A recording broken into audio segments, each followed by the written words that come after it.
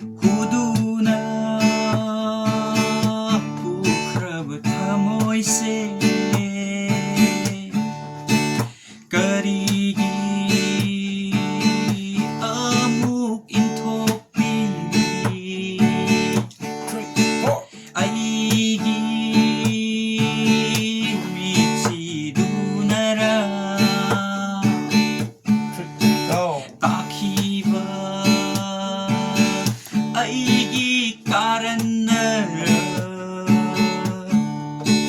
Kainarasu Asimatandi Kaubiganu Kainarasu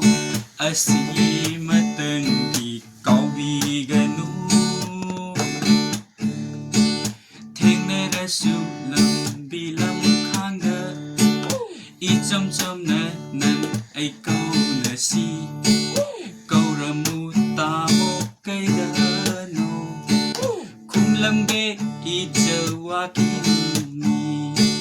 Kauramu Tamo Kaidano